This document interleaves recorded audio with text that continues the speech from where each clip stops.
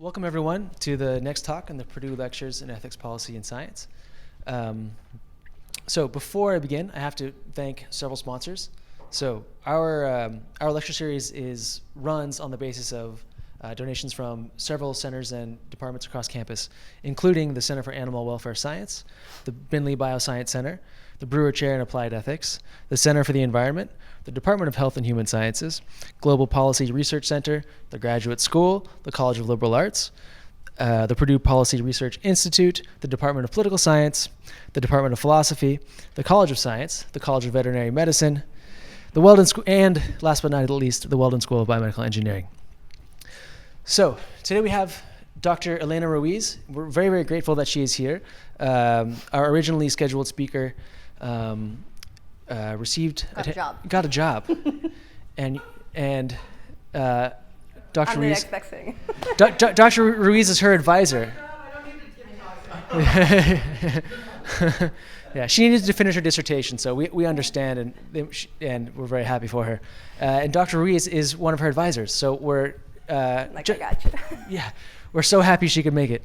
And Dr. Ruíz is an assistant professor of philosophy at Michigan State University and is core faculty in global studies and the research consortium on gender-based violence at MSU. Before joining MSU, she was a research fellow at the Graduate Institute In Geneva. in Geneva. Long French name. Yes. Her primary areas of research are in social and political philosophy, feminisms of the global south, and decolonial theory. Her work examines the philosophical foundations of violence, the history of structural oppressions, and theories of harm in the context of violence affecting women and marginalized populations in the global south. The goal of her research is to expand our current understanding of harms and violence, leading to the development of more inclusive conceptual frameworks for policy assessment and implementation of humanitarian aid programs, gender-based violence prevention programs, and advocacy legislation. The title of Dr. Ruíz's talk is Decolonizing the Ethics of Knowing. And without further ado, let's welcome Dr. Ruíz. Thank you. Thank you for organizing this talk and hosting me. Ryan has been running around all day doing various things. And so thank you so much for all of the things that go on behind the scenes to make these things possible. So it's great to be here in Indiana, land of the Indians. We are currently occupying the ancestral homeland of Anishinaabe, Miami, and Delaware Indians, to just name some tribes. Currently, please correct me if I'm wrong, Purdue University does not have a land acknowledgement statement. There was a meeting by the Faculty Senate in January of this year to try to address this issue, given that we are in Indiana, which is really false advertising. Like, you don't tell folks to come to Indiana and have no acknowledgement statement. There is one that's linked up to Notre Dame somehow from the perspective of missionaries. It's quite interesting. So.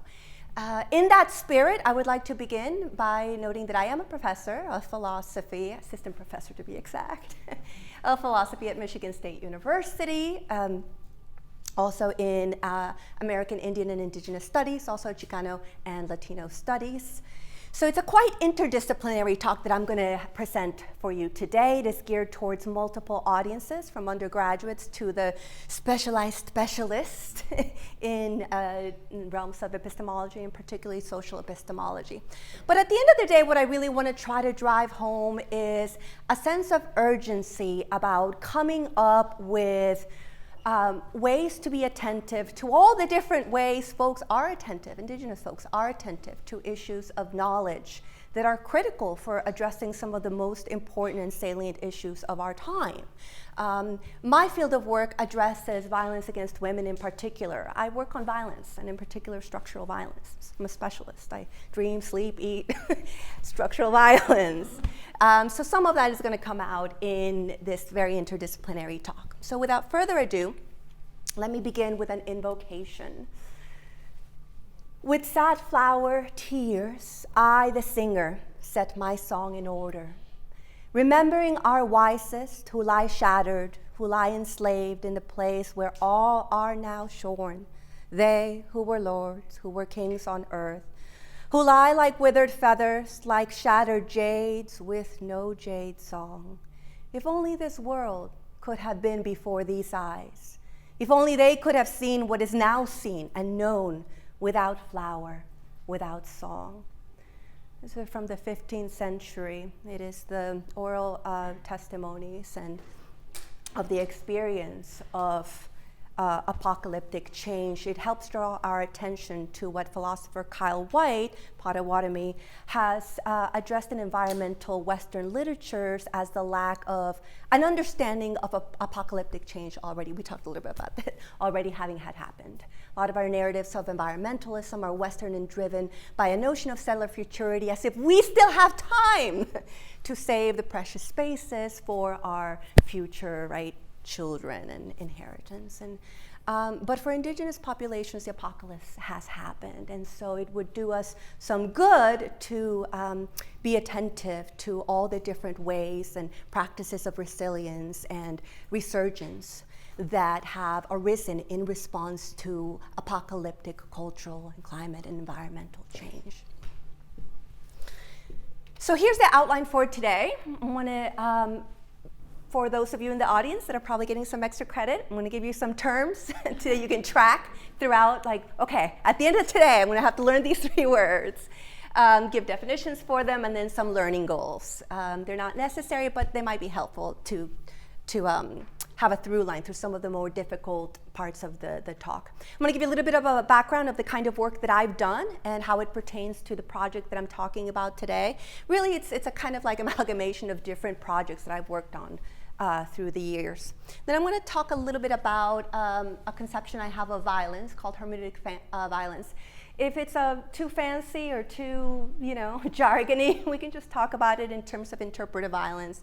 And what's important for me is to just ask, well, why might that be helpful now? Not why is this a new concept somebody can be known for? Like, forget that.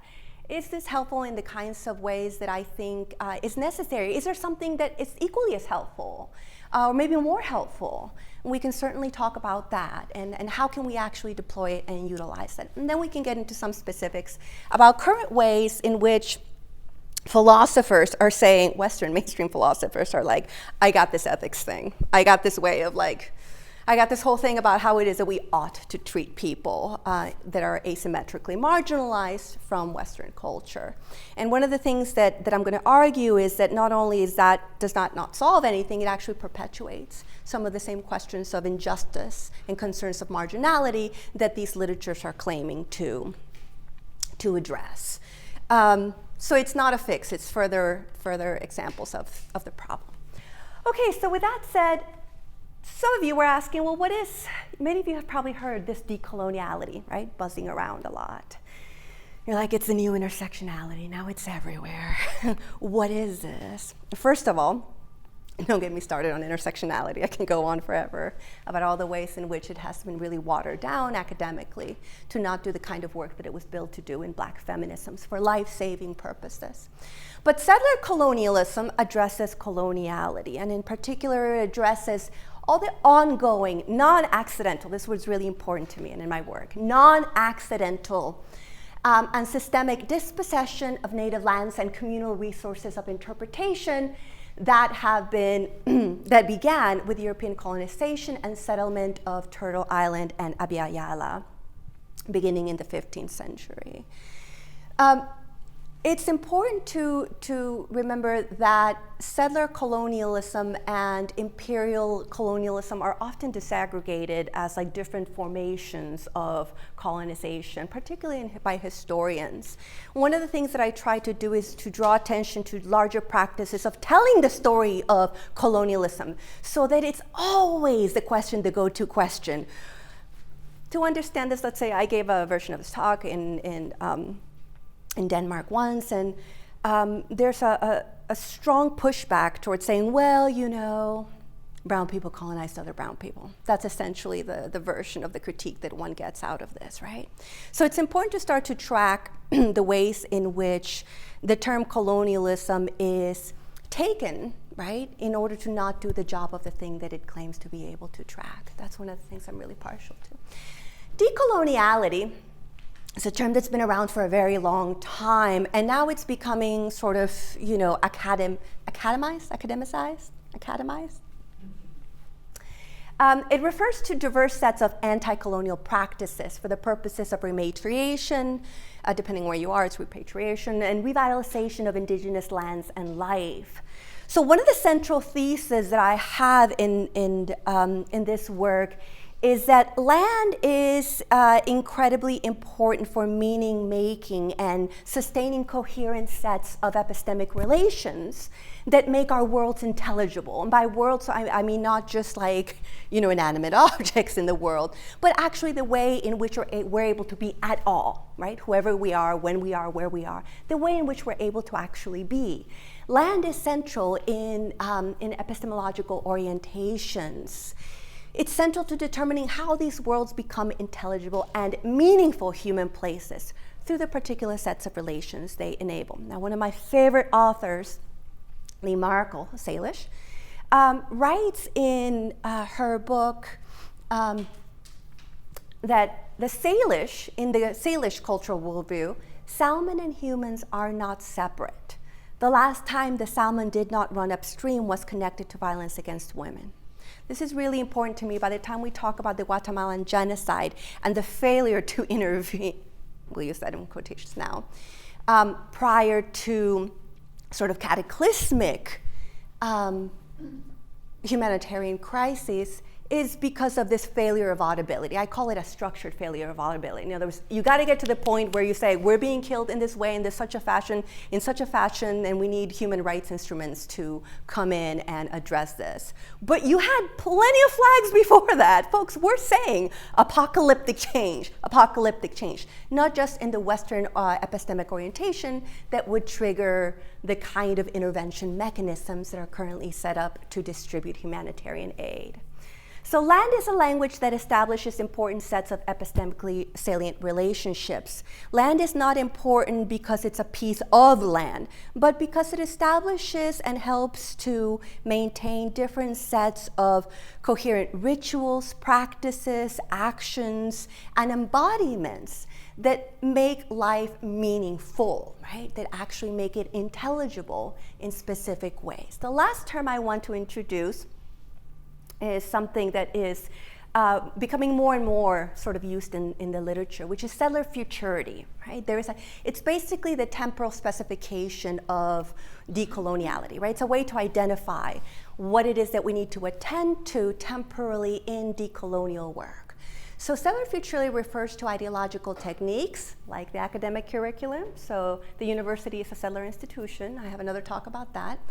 That works to enshrine settler colonialism as a natural baseline for normative thought. If you get lost in all of these words, just put philosophy in there and be like that thing, that 2,000 years of a particular way of looking at conceptual orthodoxies, metaphysical worldviews, epistemological orientations that normalizes, later on after the 16th century, naturalizes a particular worldview for the purposes of holding up one culture over another, right? You may not want to go there, but I'm going to go there, and I'm going to go there until someone listens. It's a thing. Let me give you some examples. This is a kind of work that if you go to a conference, whether it's a philosophy conference or interdisciplinary conference, and you're looking through all the decolonial literature, you're likely to see something, I know this says the end of progress, but it says decolonizing the normative foundations of critical theory. If you actually read it, there's actually nothing decolonial about it. But it's I know, the face, right? It's just normal now.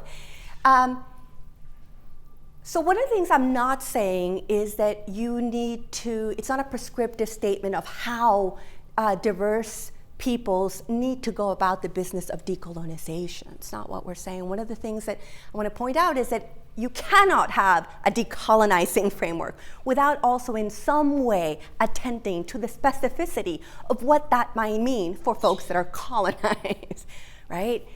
There needs to be some basis of a land-based argument that doesn't need to center your critique or analysis, but it needs to be a methodological pivot in which You're like, I know that you know, I got this, here's this thing that I want to do because I see this. This is how the stars align for me. Great, go do it. You've said your piece.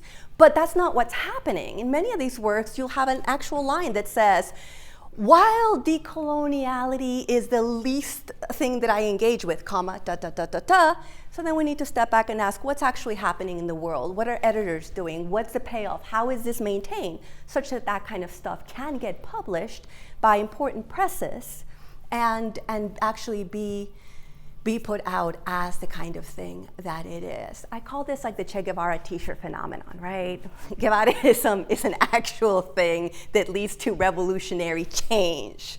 Well, how do you do that? Well, you co-opt revolutionary potential by selling revolution. You can buy revolution, right? You can read Decoloniality. This is the oldest method of settler colonial violence, which is where I come in. I'm like, this perpetuates one thing and not another. So if not that, then what, right? What are some things that you can go to? If you're interested in these are some of the most amazing Native theorists that are doing incredible work that have outlined, I'm not saying anything new, this is something that's important, right? We're not saying anything new, but we seem to keep on saying it over and over again, and that's something that's important. So Linda Tuiawa-Smith, Audra Simpson, Kyle White, Diane Million, Lee Maracle, Jody Baird, Dale Turner, all of them have produced incredible works that in their respective ways and fields have made major contributions. If you read nothing else, because I know sometimes we're like, yes, I just need one thing. If you read nothing else, I would urge you to turn to Tuck and Yang's 2012 paper, Decolonization is Not a Metaphor.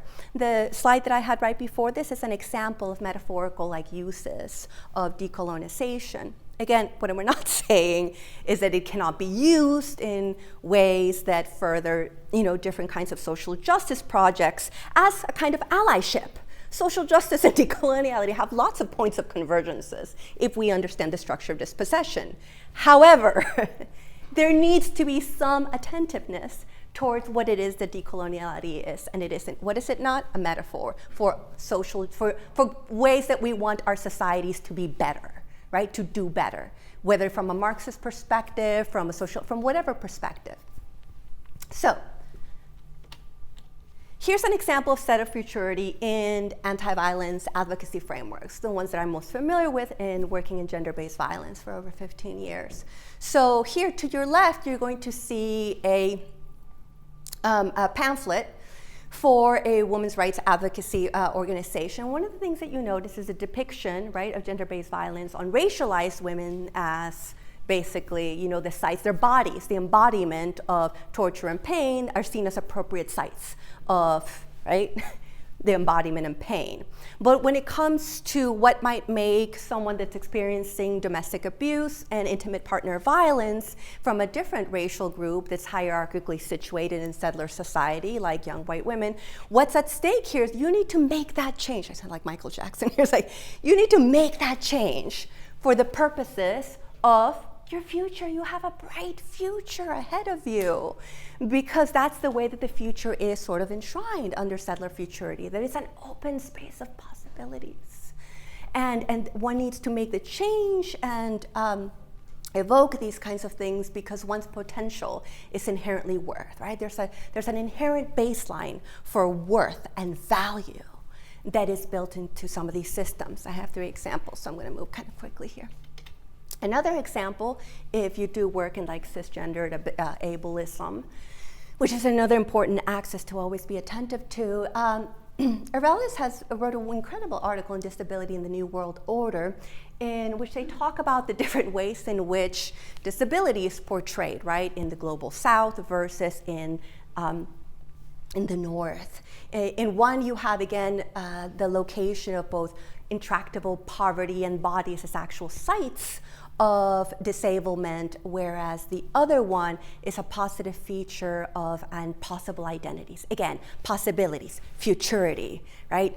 There's a kind of hopefulness rather than a site of or a location of violence. One of the things that I want to draw out here is that this is a really old trick. Anthropologists have been doing this since they took their clipboards to Africa. I'd be like, this is the way in which folks of color have been portrayed since colonization.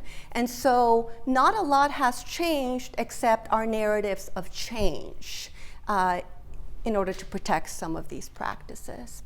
If you've seen the movie Wind River, this is the movie that got me to stop seeing movies. I'm like, you will not drag me, you will not trick me again.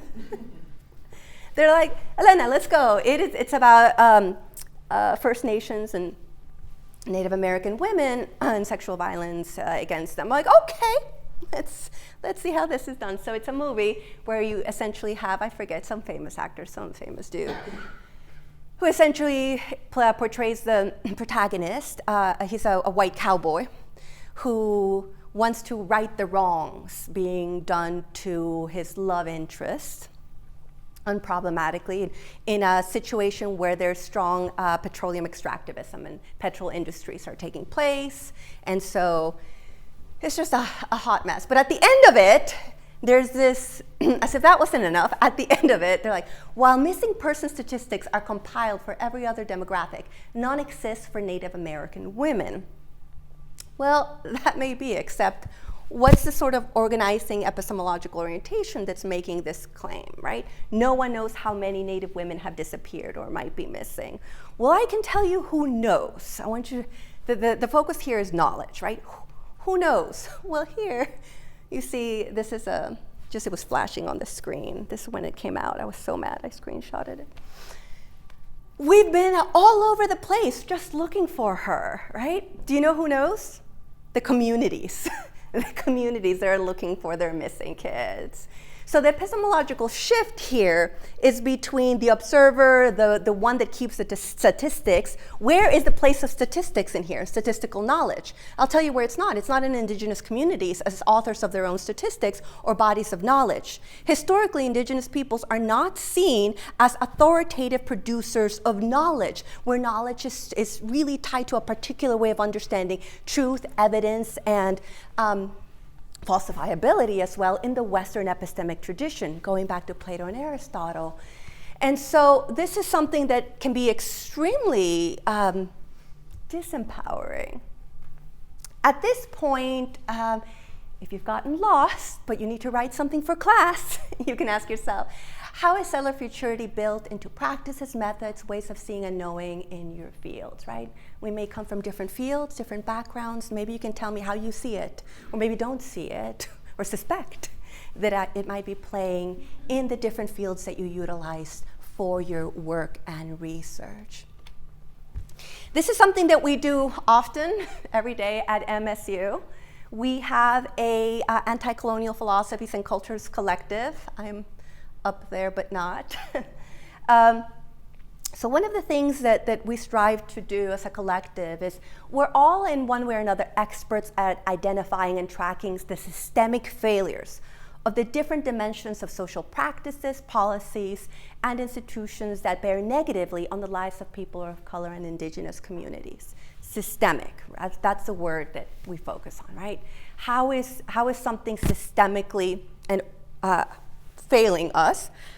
Where is the organized practice of domination? What's sustaining it? What are the mechanics behind it? And how is it that the current tools that we have to understand this aren't doing it? And does someone benefit from that? Because if so, we got to tell a different story, right, about our methods.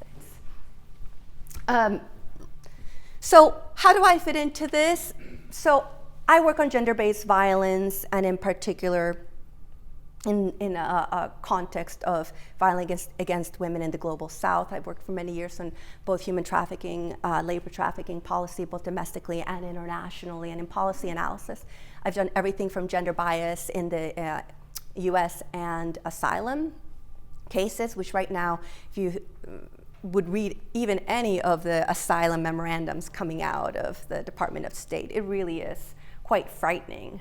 Both the racialized dynamics and the discourses of alienship that are being used to regulate the borders that aren't even like legit, but okay.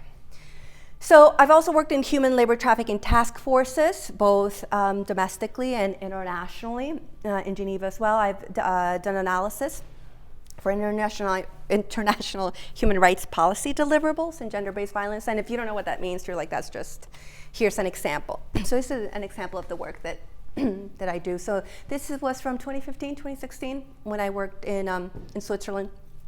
So the UN, in order to give money, needs discourses of justifications. We know this language. We do it every year in the language of annual reports. We justify our activities. We have CVs. So the research notes are generally produced by policy centers, think tanks, in order to justify what goes where, right? This is the current knowledge of violence in the land.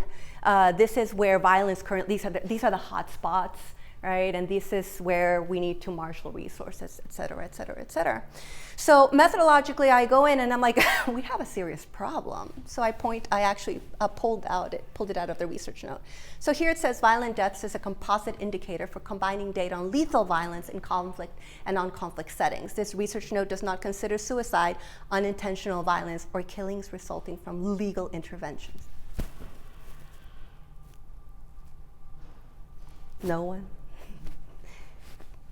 Now, to me, this is a problem. This is where I'm like, oh, you need me. You need a lot, but you need more than me. Because what would happen? So what does that do? When you actually build in settler futurity to this, if you take out legal interventions, what's not going to get tracked here? I see your head shaking. You got it. And what do we know about police brutality? Yes, and people have gone, what do we know about even that statistic with relation to gender? It even disappears, gender. So the likelihood of whatever pot of gold that shouldn't even be in some hands coming back, and this was all from stolen land originally, but that's a separate talk as well. So whatever redistribution of resources is supposed to happen in the name of human rights, which didn't exist until like the 15th century because rights-based discourse is liberal discourse, right? It's not objective, it's not neutral, it's not value-free, and it's not accidental. Now, in a lot of ways, we can start parsing this discussion out philosophically in terms of intent. We can do that in the Q&A, but at least we can hold on to the idea that it's not accidental because folks benefit from it. There is a benefit, whether you cash it out as an epistemic, interpretive, cultural, methodological, there are benefits and resources from this so-called methodological ignorance. So I developed the concept of methodological racism to try to account for this, or try to address this, not for the sake of a concept, but for the sake of deploying it back so that this can't be allowed to happen with the cover of what Tuck and Yang called a narrative of innocence, an innocence narrative, right? Objectivity, science, right? Truth, biomedical research, whatever you want to call the current going rate. So before moving any further to truth commissions that I worked on for several years, I think that analysis of epistemic injustice or any account of structural injustice is going to need to give an account of a land-based system of structural justice. That doesn't mean it has to be centered or focused, but there needs to be some analysis of how it is that the land features, right, into larger projects of justice work, particularly epistemic justice. And if you're not clear on this, I've got some examples. We'll talk about hermeneutic violence, and you'll see how that works out. But to get there, we need to remember that I think that building more plural analysis of harms and violence is necessary to address the structural character of gender-based violence. This doesn't mean expanding the domains of discourses that currently expand in a purely reductive analytical fashion. It actually means substantive change, right, from the ground up. And this is not, again, a philosophical project, but it's a really practical project rooted in the fact that Central America, Mexico, and South America consistently have some of the highest rates of femicide in the world. We constantly have like the top 3. And so that doesn't mean that it's the most, but it certainly means that it's something that we need to pay attention to. And it's extremely high indigenous population. So let's turn to some of these cases, right? Truth commissions in Latin America. All right, so many of you are already familiar with the very notion of truth commissions. So I'll work through this case study in order to get to hermeneutic violence. So they're part of post-conflict peace processes in Latin America. Sometimes you hear them spoken of in terms of transitional justice. They're non-judicial inquiries that are used in international truth and reconciliation frameworks to establish the root causes and societal consequences of state-sponsored violence in 20th century Latin America. Now, the broader aim of these commissions, so it is written, is to recognize communal suffering and correct testimonial injustices. If that were not the aim, then we wouldn't really be talking about this right now, because there's lots of things that are done in the wake of cultural violence and state-sponsored violence. This is just one of them. So this is where victims are silenced or not believed. And the other goal is to promote justice claims, whether it's reparative, retributive. It's okay if you don't know all of these. We can talk about them too in Q&A, but they are different as broader mechanisms for human rights instruments. It's basically, what are the ways in which multicultural democracies, or transitional governments, have ways of righting wrongs? Well, first you need a pretty good account of what the wrong is, and I think we don't have very good accounts. There's a lot of innocence projects about what the account is, right? And also we don't have tools in the academy very much. The tools are there, but they're often not in the academy. Few are actually going to use the term truth, so that's one reason why a lot of philosophers got in this game years ago. And of course, if you get in the game for that kind of reason, I'm sorry, but the work's not gonna be very good, so I wouldn't point you to some of this research at all. And they're often called historical clarification or recovery of memory commissions. So there have been really major ones in Argentina, in Chile, in Guatemala, in Colombia. Folks in forensic anthropology, cultural anthropology, Victoria Sanford is one example of that, have really looked at the impact of impunity and state-sponsored violence against rural mestizex, campesinex, and indigenous communities. It led to things like March 24th being the day in which we're like, today is the day for the right to truth and the dignity of victims. So there's been an entire global movement. Folks are talking about truth commissions for race and reparations in the US right now, but that's actually something they've been talking about for a long time. Now the process is really varied, but it's basically it's heavily relied on testimony and interviews of surviving victims, this is why it links up to the work in philosophy and the epistemology of testimony. And why it's surprising that the most famous works in philosophy and the epistemology of testimony are like, what is this? They're like, ¿qué es esto? We've never heard of this. It's fascinating, right? Because it's not a thing until the right white person says it. It's hilarious. Like, this has been a thing for a very long time. But they'll look at you like, no, that's really never been a thing. But it has been a thing, right? It usually culminates in a huge report, right? In Canada and First Nations people, I think it's one of the most famous ones. And then there's public hearings of the report. So I'm particularly interested in this part of the process. How are narratives and testimonies of systemic violence, sexual violence against indigenous women, mestiza and campesina, not being heard in these, right? In these narratives. Claims of gender-based violence have often been ignored, written out of reports, and subsumed under the broader claims of cultural ethnic genocide that gain purchase in international rights frameworks.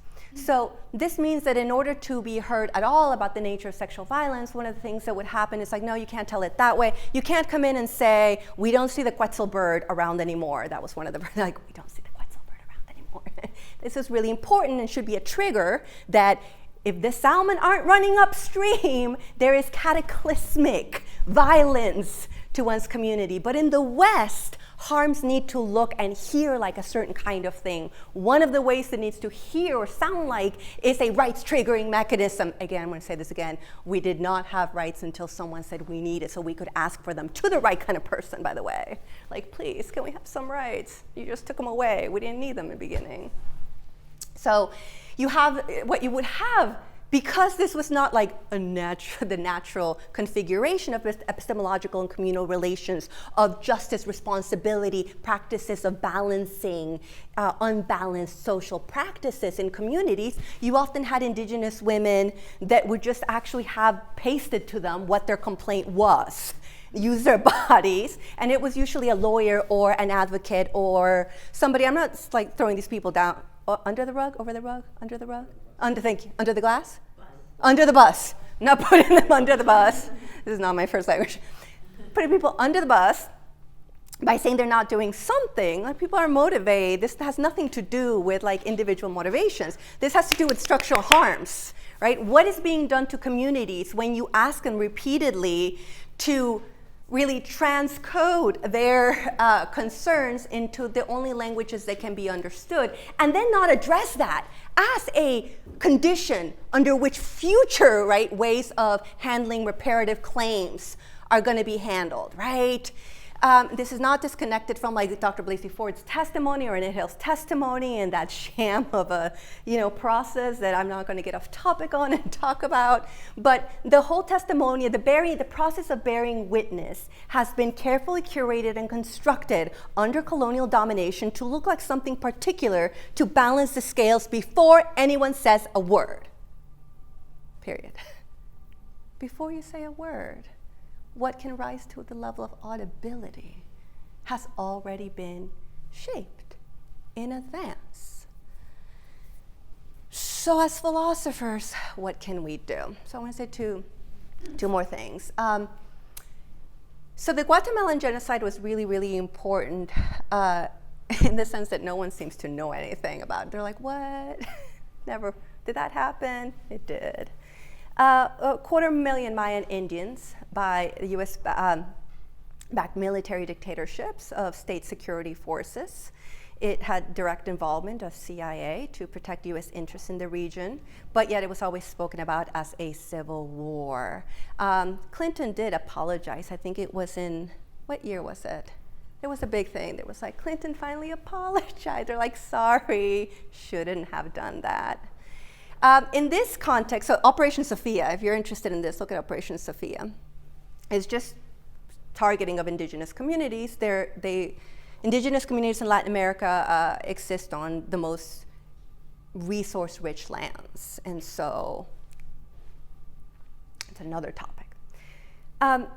The Recovery of Historical Memory project in Guatemala was delivered on April 24th, 1998 by Bishop Girardi. He turned in the project in, and 2 days later, he was assassinated. And so there's it's amazing how much this just doesn't appear in the work in the epistemology of testimony. If you had to pick an obvious case of testimonial injustice, I would think it would be the testimony of Rigoberta Menchú, Quichua Indian woman who delivered her testimony to an ethnologist, Elizabeth Burgos de Bray, and then this became published, as some of you may remember, like I, Rigoberta Menchú. It was part of like the multicultural classroom curriculum changes of like late 80s and early 90s. And so she gave her testimonies like, look, they're killing my family's dead. I'm here in exile. Could you do something about it? We're being murdered.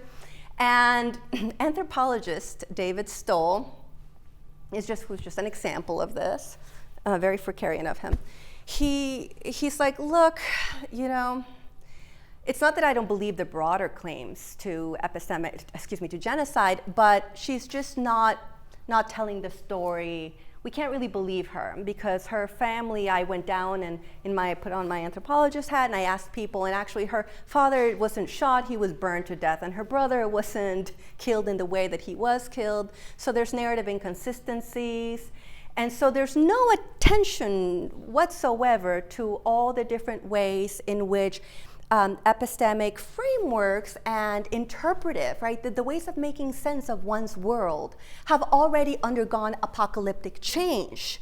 And the conditions under which then you're brought together by the West to address, pressing harms.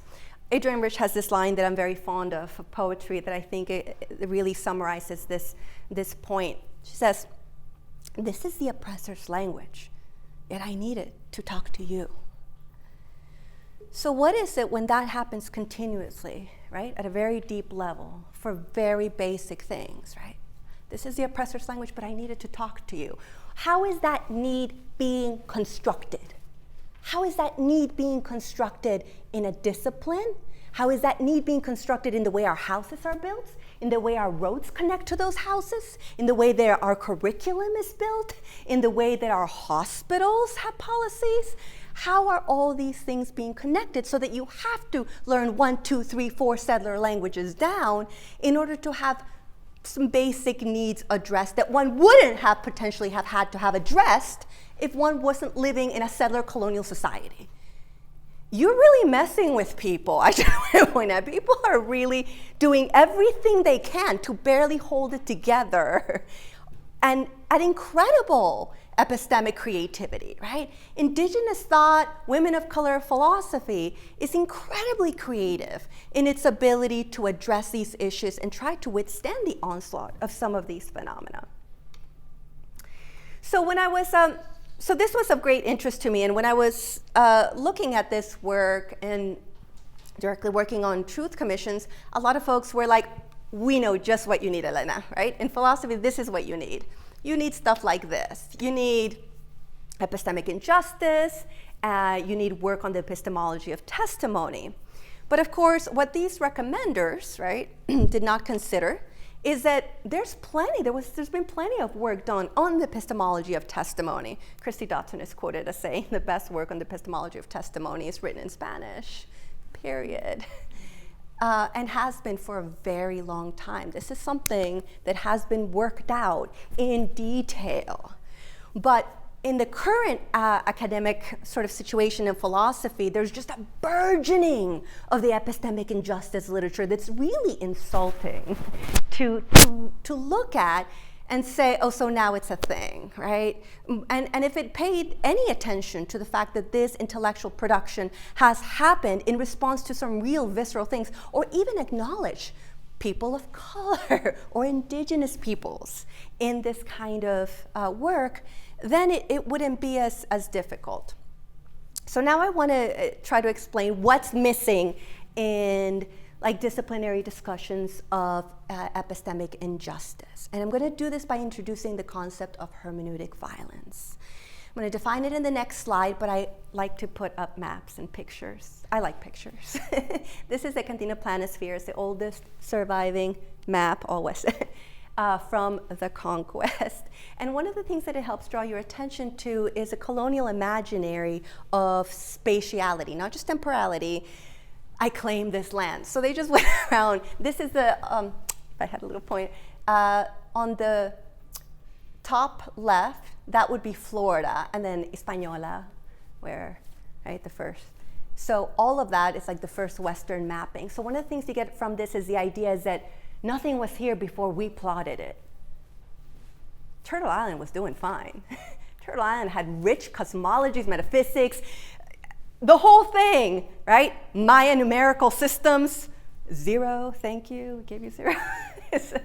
So we're doing fine, but it's not a thing until the West comes. And so there is, on my account, a continuous system of reasoning from it's not a thing until the West says it, to the methodological perspectives of mainstream, particularly analytic philosophy, but that's not the only one that gets it, that perpetuate this kind of Western way of understanding knowledge. Now, hermeneutic violence is defined as violence done to systems of meaning and intelligibility. It is based on the idea of epistemic violence. Epistemic violence was coined by a Gayatri Spivak, post-colonial thinker, South Asian post-colonial thinker, West Bengali, to describe organized failures of understanding, right? I can't actually give you her definition of it because I would be cursing on tape. But she's like, that's when somebody blanks you in the head. She's like, and then pretends that it's not a thing. So that's pretty much the definition of gaslighting, right? So hermeneutic violence is different in that it refers to violence done to systems of meaning and intelligibility that actually help make that a thing, right? They provide the background of, how am I doing in time? Oh, okay. Because I just want to make sure that so how is it that that one helps the other one maintain, right, some kind of normative force? So while gaslighting is an example of epistemic violence, we can think of colonial language policy as the actual destruction of systems of signification that would allow one to have a meaningful set of relations that are culturally salient. But another one is also destruction to native lands and rivers. So hermeneutic violence is not, by giving you the example that I'm about to give you, doesn't mean that it's just that, right? It could be applied to many things. Language is just one example, right? The destruction of language is just one example in which hermeneutic violence can be done. It's amazing. Even in philosophy, we're like, language is a house of being. You're like, okay, Heidegger, why wouldn't you get this? Because you're a Nazi. So, figure one, here's what I'm talking. So, if you get lost, pictures. Going from this to this. Am I on tape? That's violent. That's violent. When you go from, these are pictorial representations, but they're actually not pictorial, it's just knowledge. So we have here, right, how it is that Mesoamerican glyphs, so that they're referred to by anthropologists, were transcribed into Roman alphabetic literacy, which is a Western tool of understanding, right? Roman alphabetic literacy, Greek, if you forget, just break down the alphabet, alpha, beta, first two letters of the Greek, it's Greek. It's a Western system of conceptualizing and organizing knowledge. So when you take one to the other, something happens. Nasalization, embodiment. There's a lot of like social anthropologists who are like, we've been trying to tell you this for a very long time. Something is not just lost, it's non-accidentally lost. Something isn't just lost, non-accidentally lost. And a lot of the stories in historiography, anthropology, ethnography tell this story, but they tell it as if it's a matter of developmental coincidence. It happened, and now our job is to just track all the things that have happened, right? Like impartial investigators. It didn't just happen, it non-accidentally happened. It served a purpose, and it continues to serve a purpose. So here you have an example of how the conquistadores, they're like, look at these people, they're so dumb and stupid, they couldn't possibly know what they're doing. We're gonna help them out by taking what we think corresponds with A, corresponds with B. And then we're gonna make dictionaries out of them, right? And then we're gonna teach it back to them, right? We're gonna teach you what the word like Yucatan, you know the story of the naming of the Yucatan? When they came over, they're like, what is this land? First encyclopedia was in 1492, no coincidence. And they're like, what is this land? Give me land, gold, God. I need to know what land, gold, and God are. And so, of course, Nahua speakers were like, Yucatan. They're like, what the hell is he saying? And they're like, they said, I heard Yucatan. Let it be known from now on, this land is called Yucatan. That literally means like, we don't understand you. Like, what are you saying? Like, what is this? So then imagining having to go back and inhabit, hey, let's go home, let's grab a beer, we don't understand you. Like, it's okay after in some ways, but listen, it's not. Right? So imagine this on a larger scale. This is what I'm pointing to. I'm pointing to the non-accidental dispossessions of interpretive and epistemic tools that the injustice literature has not just no clue, it's a non-accidental ignorance, right? Their systems profit from it. They're able to be internally consistent and coherent because of it. So these are some Mesoamerican writing systems. They're generally not seen as epistemically salient, even though if you look at here the picture on the right, this is an Andean quipus, Amerindian quipus. So the thing about a quipus is it's traditionally seen by Westerners as a system of record keeping that's primarily numerical. So the wearer would put them around the neck, and then you would take your hand and go down the line as a mnemonic device as to where's the knot, you put knots and knots and knots, like where's the knot. But what's more important is the role of the body. Depending on how tall you were, who you were, how you wore it, it would tell a different story. And the place of embodiment and civilization and speech and reference in the world, all of that started to be non-accidentally lost in the colonization of Amerindian languages. But then you're like, hey, they seem to really like this calendar. Let's just change it and turn it into like an Aristotelian, like understanding, well, more like Leibnizian, understanding of like space-time congruences. So you recode time, you recode space, you recode language.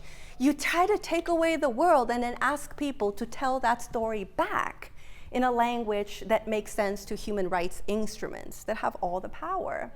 one of the things that was most important in the colonization of Amerindian languages that I think is really important to remember about why land-based practices are important in epistemic justice projects is the reversal of the corporeal system of, corporeal basis of the sign. So native Amerindian epistemologies, while having internal variance, generally hold that knowledge is an act of middling or bringing into balance. It is not a resolution of internal conflict yielding into truth. It's not the end of the truth table where like the valence is like, well, if T plus T, like which one is gonna, it's not, it's an act of actual reciprocity that is not purely cognitive, but in dialogue with the world in which one dwells. There is no subject-object dichotomy. There is no separate dichotomy. These are actions. This is why it matters in an ethics context. Acting, being well, being a good moral person, right, is not this cognitive affair of just right action, but bringing into balance, and this is why the sustainability narratives have been like the greatest in indigenous thought for like millennia.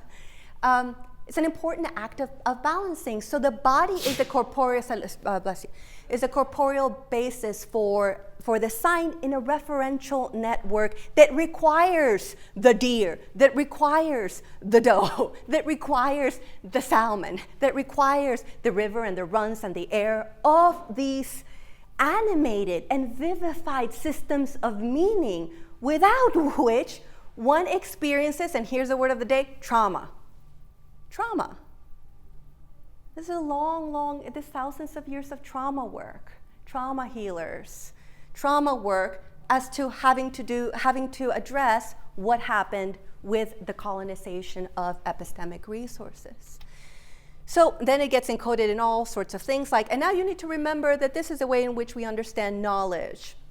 It was a very, very specific, non-accidental, right, non-accidental project of going from, right, conquest to this is what knowledge looks like in the West. This is how you need to learn to speak to us. This is the only ways in which you will save your life. This is the kill the Indian, save the man rhetoric. This is how the Indians were so-called emancipated through their quote-unquote rationality, using who to justify this?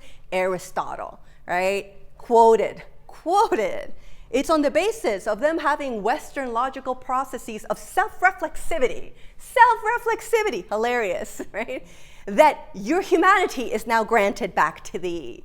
We're doing fine with so-called humanity before this whole process was set up. So to review this, hermeneutic violence is done to structures of meaning and intelligibility. It's going to tackle systemic and resilient epistemic oppression, but it sets up these conditions, right?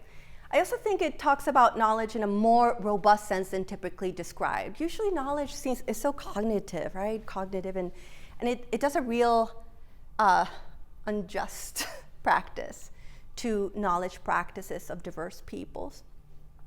The next are kind of geared towards what Fricker specifically talks about, but I want to draw your attention to the fact that I think it's a concept that's responsive to the communities that it serves.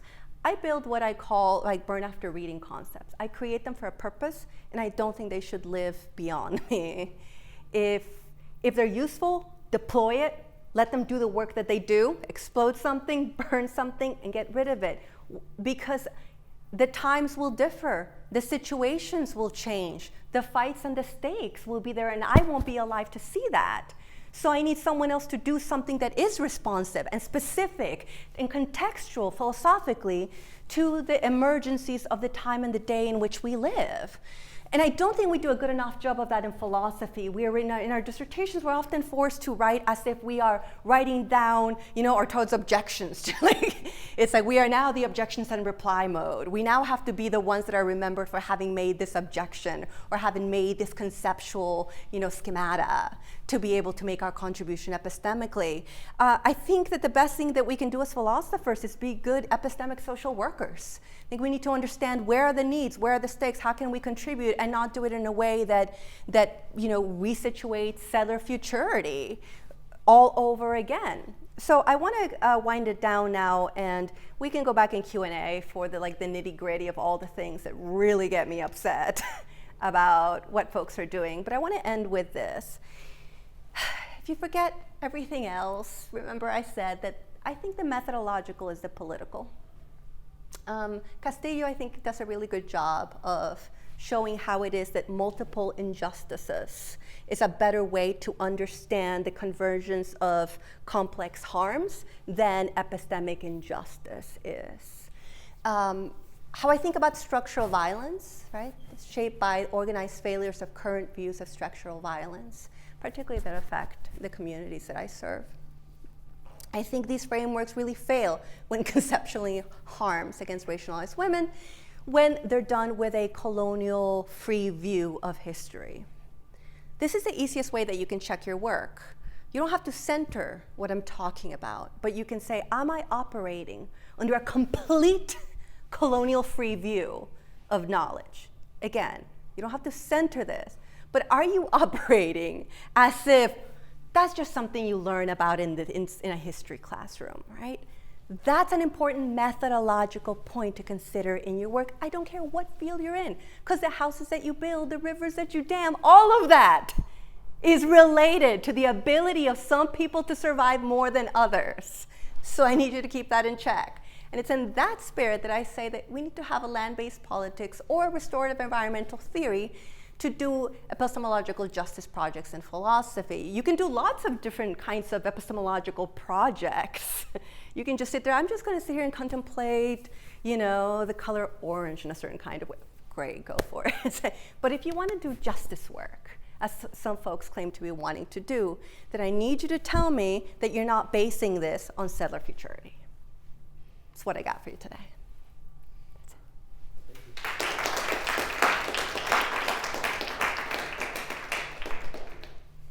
Okay, so I guess we can take Q&A. Yes, Yeah. we have time for questions. Great. And we can start. If you want to answer that question I had that you were supposed to be thinking about. I can ask my question. Yes. I forget what your question was. Wait, hold on, let me Yeah, bring you the that's okay. microphone, please. I was like, how is settler futurity? How do you see settler futurity acting, whether as a specific thing or as a methodological thing in your own fields? I take it that folks come from different fields. Oh, I mean, that's exactly Yeah. what my work is on in a particular context. Tell me. So, yeah. I mean, I study a body of water that was conceived through, through processes of colonial encounter and Yep. like conceptual and other kinds of seizure of place as a lake, Lake Victoria in Eastern Africa. People who live and work there know it and bring it into being as a sea. And a lake and a sea are not the same thing. So this is like my point of departure for looking at that place. And that structures ideas about the economy, vulnerability, gender, legality, all kinds of things. But I'm not here to talk about my work. Oh, Thank you so oh my much for this. This is the most engaging talk I've ever seen a philosopher give, and I'm really grateful for that. And it also resonates. We are help, I promise you. I promise you. Because sometimes I find myself being infuriated, also because of these Me too. kinds. Me too, yeah. Yeah. And so I also thank you for continuing to have this conversation in a field where you must feel so frustrated so many times. There are two things that I'd love your feedback on. Mm-hmm.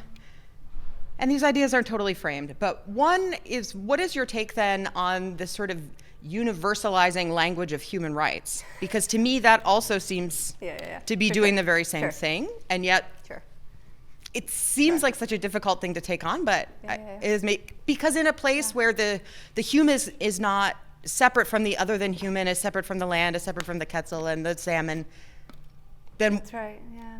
to put it in terms of human rights is to put it in the language of the settler. So, and then I wonder if you've engaged at all with emerging work in anthropology around questions of ontology, because there are hints of this in the multi-species thing, but there's some amazing work, Marisol de la Cadena and Viveros Castros, Eduardo Cohn, because to me that gets us away from the multiple worldviews where there's always one that's on top. Although I think it's a great project to challenge that, but to maybe try to do it in a fresh way where there are distinct worlds, where a lake exists and a sea also exists. Right. Okay, so I'm going to take that last part first. And maybe that was in defense of anthropology. Because you're right to bash us, but some of us. Oh yeah, but the same for no one. We were in the car. It was like, this is like a South Park episode. No one escapes. Like, no one will escape today. But yeah, but anthropology. If it ends with logos, I'm going to have a problem with it because I'm going to tell you what started this, right? So anything with ology is from logos. So we're going to have a talk. There is no right. Nothing is going to escape this.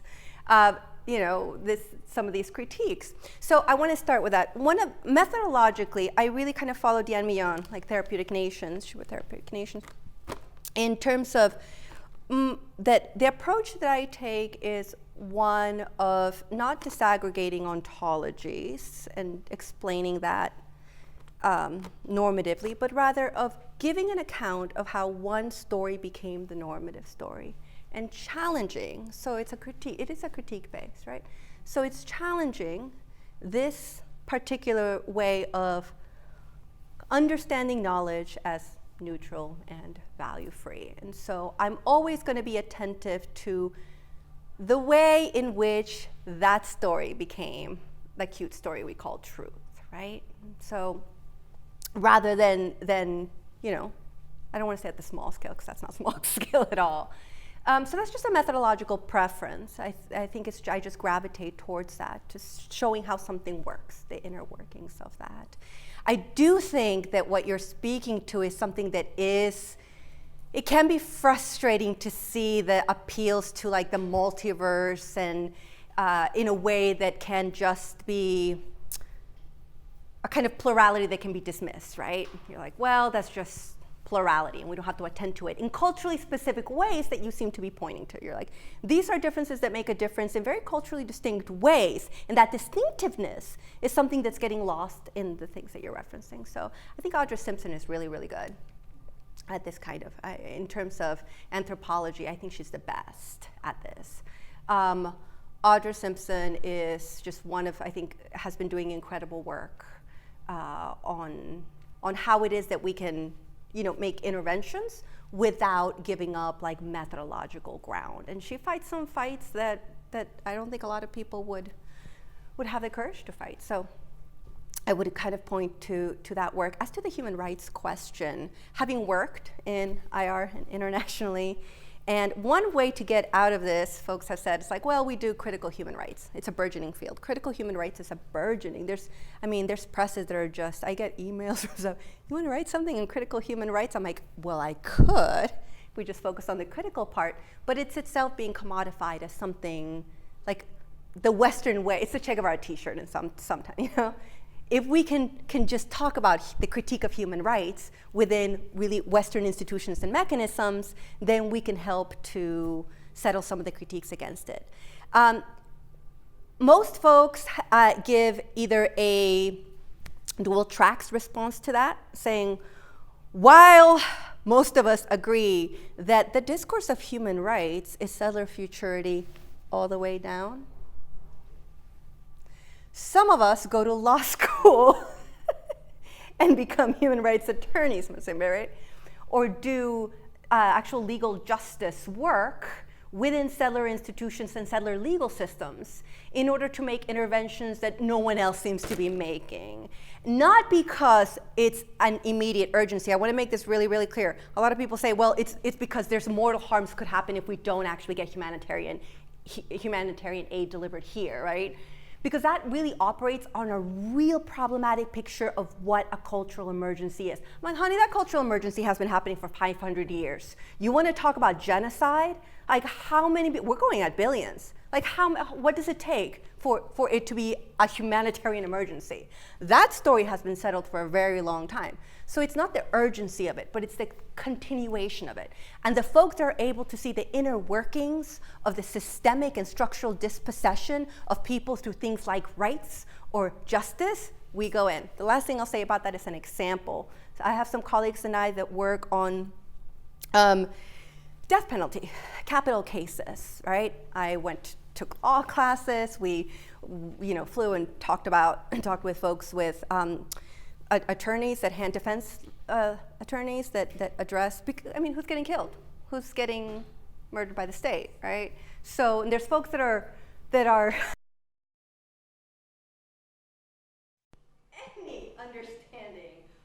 actually going to, right, what the salient issues are beyond the narrow parameters of settler law.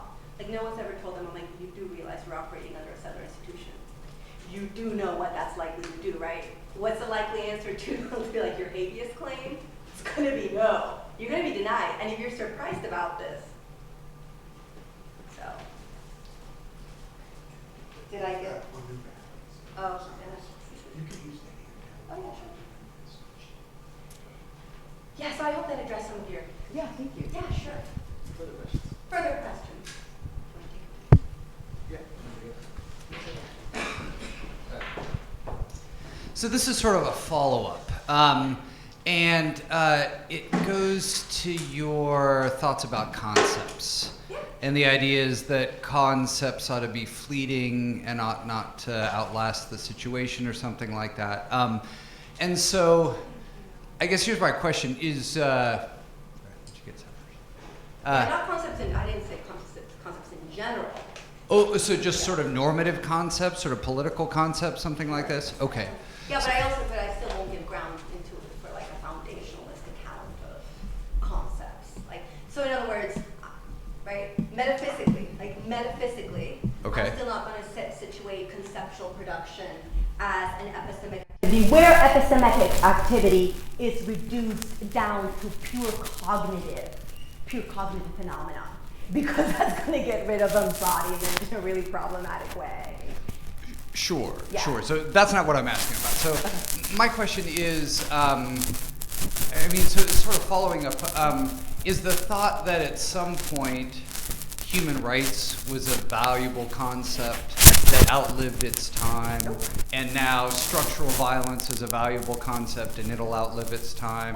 Or do you think structural violence is sort of fundamentally different from human rights and being not, I don't know, we were sort of poisoned by settler colonialism? Yeah, so these are kind of, so one of the ways that I tend to address these questions that I think folks have found helpful, because currently there isn't much of a language in philosophy, right, to start parsing these things out, is a distinction between settler epistemology, about metaphysics, about knowledge, right, and it can get tricky, and non-settler epistemology, right? And at some point we're going to need to have more diverse discussions about this, but given where we are in the history of colonization, that I think that the most useful thing is to distinguish how is this cashed out under a settler epistemological worldview. And I get a lot of resistance to that, but I'm going to resist right back. Right. Because at the end of the day, So even your account of structural violence has to be understood from that settler epistemological standpoint. as combating that. And so what you're pointing to, you're like, well, it's a hermeneutic circle problem. You're saying at some point you're using normative language to try to undo normative binds. And that's well, this is the usual flaw. But you're using normative language to undo normative binds. I'm like, are you just really happy that I'm using a settler language to explain the problem of settlers and back to you? I was like, because this is a problem, right? I'm saying this in English. This is a problem. It's a real problem. It's a settler language. And so is Spanish. So is Iberian Spanish. And so how, given what my commitments to linguisticality, right, it's a difference that makes a difference to be saying these in settler languages and settler epistemological constructs. But guess what? This is a history of colonization.